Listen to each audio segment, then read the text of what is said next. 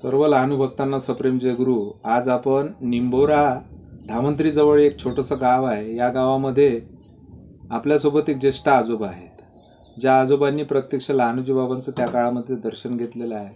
आणि या निंबोरा गावाचं वैशिष्ट्य असं आहे की या गावामधून स्वर्गीय भगवंतरावजी पावडे यांनी जो पायंडा लावला धान्य वर्गणीचा, तो अद्यापही सुरू आहे. आणि सगळ्यात जास्त विक्रमी वर्गणी या गावामधून होते, निंबोरा या गावातून. आणि या गावामध्ये अनेक सारे भक्त, असंख्य भक्त म्हणायला काही हरकत नाही, लहानोजी बाबांचे भक्त आहेत. आणि या गावामध्ये 2 ठिकाणी मंदिर आहे. एक चौकामध्ये मंदिर आहे समर्थ लहानोजी बाबांचं, आणि एक वेरुळकरजी यांच्या घरी सुद्धा आहे. तर दादाजी तुमचं नाव सांगा. जय गुरु. जय गुरु. नाव सांगा. महादेव आत्माराम तारण. मूळचे राहणारे? हा, मूळचे राहणारे ह्याच गावचे होय का? हो. तर तुम्ही लहानोजी बाबाचं दर्शन घेतलं तेव्हाचा प्रसंग सांगा. वयाच्या कोणत्या वर्षी गेले होते दर्शनाले? वयाच्या हो, कोणत्या वर्षी गेले ते आठवत नाही. लय दिवस झाले होते. अंदाजानं अंदाज हो. आता मा बुडा मराले 10 वर्ष झाले नसतं का? 50 वर्ष झाली समजा. बरं बरं, सांगा सांगा. तर जेव्हा गेले तेव्हाचा प्रसंग सांगा. तर आमच्याजवळ एक म्हैस होती. बरं. ते म्हैस बुडा म्हणे विकून टाकू म्हणे. ते त्या म्हशीचं हे मायांग बसली म्हणजे ती होती का पण. बरं. तर मग म्हणे आपण बाजाराला नेऊ म्हणे. बरं. कुठच्या बाजाराले? आरवीच्या. बरं. हो, आरवीच्या बाजाराला नेऊ म्हणे. मग आम्ही दोघं बाप लोक सकाळीच निघालो. बरं. मग बुडा काय म्हणे, आपण बाबाजीची भेट घेऊ म्हणे. लहानोजी बाबाजी. लहानोजी बाबाजी कोणत्या मार्गे जाय पैदल तुम्ही आरवीले? मग ह्या धामंत्री मार्गे. धामंत्रीतून नदीतून मग तिकडे जाय का? धामंत्रीच्या अड्यालूनच रस्ता होता. बरं बरं. धामंत्रीच्या अड्यालूनच धामंत्रीतून जा लागे. पण धामंत्रीच्या अड्यालून मार्ग होता. पहिले पाणी नदीला कमी होतं. हो, नागझरीच्या तिथून. हो. तर मग आम्ही गेलो. मग बुडा म्हणे म्हैस बांधून देऊ म्हणे. त्यातलं पक्की बांधा, सुटली तर आपल्याला अटपणार नाही. मग गेलो बाबाजीपाशी. टाकर खेळले गेल्यावर बाबाजी बसले होते. कुठं राहते बाबाजी? बाबाजी इकडे गावात त्या कडू पाटलाच्या वाड्यात. ते कडू पाटलाच्या घरीच राहायच्या कोठ्यात का काय. हो, तिथं राह. हो, तिथं राह. तेव्हा म्हैस बांधून दिली होती का बाहेर? हो, म्हैस पहिले बांधून दिली.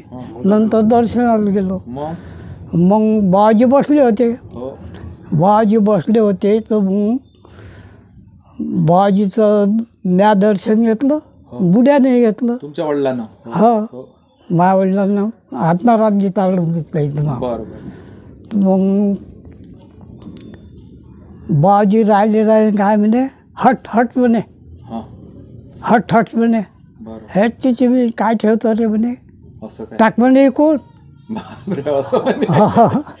म्हणजे म्हशीले उद्देशून वय. टाक म्हणे कोण. मग दर्शन घेतलं आम्ही. मग डबल गेलो अधिक पाया लागाले. म्हशीले लावाले अंगारा घेतला बुढ्यानं. तिथं बाबाजी पाहता अंगारा घेतला, म्हशीला लावून दिला. दोघे बाप लोक आरवीत गेलो. आरवीत गेल्यावर मग बाजारात उभी केली म्हैस. हे अर्धा पाऊण तास उभी केली. गिऱ्हाईक आलं.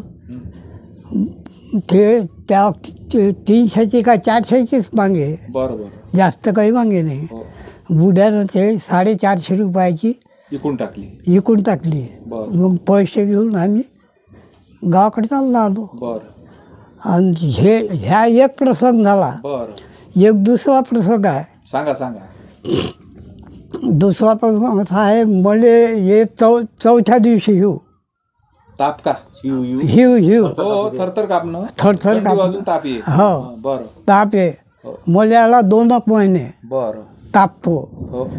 मग मी गेलो शिरखेडले. मी भामोऱ्यात गेलो आज्यापाशी. तिथून शिरखेडले गेलो.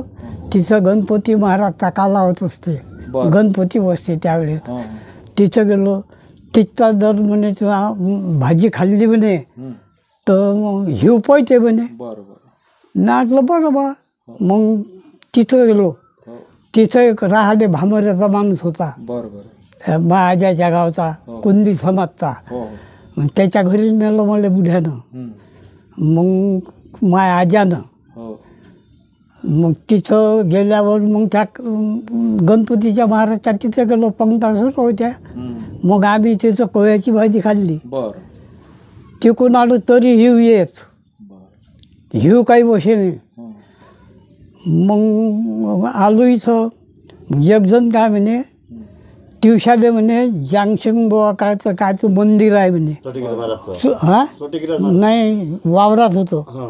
वावरात रतनगिरी महाराजचं. रतनगिरी महाराजचं बरं. मंदिर होतं. हां. तिथं झोपलं म्हणजे हिव पोहते म्हणे. बरं. मग तिथं गेलो. हां. 12 वाजता दादा तिथं मंदिरात गेलो बा ढुसा घेऊन. हो. तिथं झोपलो. हिव तिथंही आलो. बाप. हिव बसेच नाही. हिव बसेच नाही. मग काय केलं? मग ते आलो गावात. हो.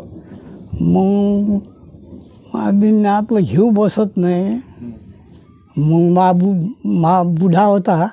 मा बुढा काय म्हणे, लालूजी महाराज वाटतात म्हणे. बरोबर आणलं मग घे. हा बरोबर आणलं मग आता बाबाजीनं. हो, मग लालूजी महाराज वाटतात म्हणे. आपले ते ढुसा मुसा घेऊन ये म्हणे. संघ. आणि तिथं हिव आलं तर हिव म्हणे. हो. पण आपल्या बंदोबस्तीनं दा म्हणजे तिथं गोष्ट पण थांबाय. हो. बरं म्हटलं. मग गेलो तिथं. सा म्हणजे तुम्ही इस्तू करासाठी नाही नाही नाही. ब्लँकेट. बँकेट म्हणते काय? हा हा. नाही ते नेलं. हिव आलं म्हणजे अंगावर टाकाले. हो. पांघराले. पांघराले. संघ. मग गेलो. बाजू बसलेच होते. आम्ही गेलो तर हो. बुडा काय म्हणे, हे झोरा ठेवून दे म्हणे. आणि बाजूचं दर्शन घेऊन घे म्हणे पहिले. हो. ह्या हिव आता थोड्या वेळानं येतेच म्हणे. बरं. आमचा टाईमच हाकला होता ना तो. हो हो. हो, तर या हिवाचा. घबरावून गेले होते तुम्ही? हा. टाइम माहीत झाला. मग तिथं गेलो. बाजीच्या पाया लागलो. मी पहिले लागलो पाय. हो हो. असं पाय असं नमस्कार केला. 4 बोट अंतर होतं पायाशी. हो हो. त्यातलं बाबाजीच्या पायाने हात काढला बा. हो हो. नमस्कार केला. असा लवणे पडलेलो.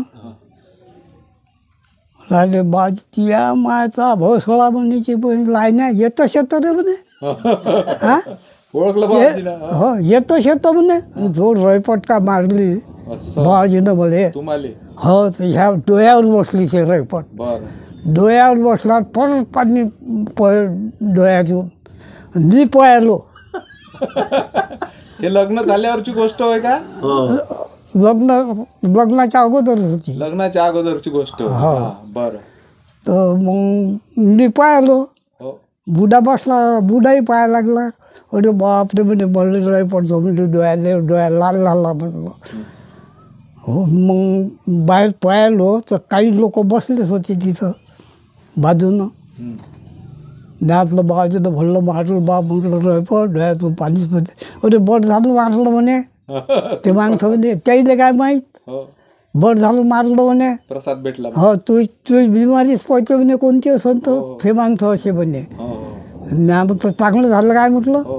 हो म्हणे. डबल गेलो पाया लागाले. त्यात मारलं तर मारलं अधिक जाऊ. मग अधिक गेलो तिथं बाबाजीपाशी. चांगलं शेजी गेलो. मग लोकांना सांगितल्याप्रमाणे शेजी गेलो. पाया लागलो. बाबाजी काहीच बोलले नाही, मारलं नाही, काहीच नाही. हो. तेव्हा काय? हो, तेव्हा काहीच नाही बोलले. हो, जातोही नाही म्हटलं, येतोही नाही म्हटलं, काहीच नाही. पाया लागलं. चांगलं नमस्कार केला. मग बाजूनं इकडे येऊन बसलो. आज हिवाचा झाला होता टाईम. हिव पळालो. हो, हिव आलोच नाही. हिव. श्री समर्थ महाराज की जय. हो. म्हणजे बाबाजीच्या एका कणपटीनं तुमचं हिवच पळून गेलं. हिवच पळूनच गेलो. किती मोठा साक्षात्कार होता. हो, एवढी रयपट जोरानं मारली होती बाबाजीनं. तुमच्या वडिलाची निष्ठा खूप होती बाबाजी. हो. का बा इथं तिथं फिरण्यात काही मजा नाही. आता चाल बरं बाबाजी आहे का नाही. ते तिसऱ्यांदा चौथ्यांदा तापर आहे त्या काळामध्ये. म्हणजे शिरखेडली गेलो तिथेही नाही बसला. गावात लोकांनी इडे दिले पानाचे. तुमचं वय काय आहे आता? आता मला 37 सांगा गेलो नाही बा. तारीख 16/3 37 37 87 वर्ष आहे तुमचं पर्वत. 87 वर्षाचं वय आहे बाबाजी तुमचं. हो म्हणजे 40-60 20-80 3 आणि 4 बरोबर 87 वर्षाचं वय. 3 महिने झाले म्हणजे होईल. 87 बरोबर 87 चालू आहे. हो मग श्री तुमच्या समर्थ लहानोजी महाराज की जय.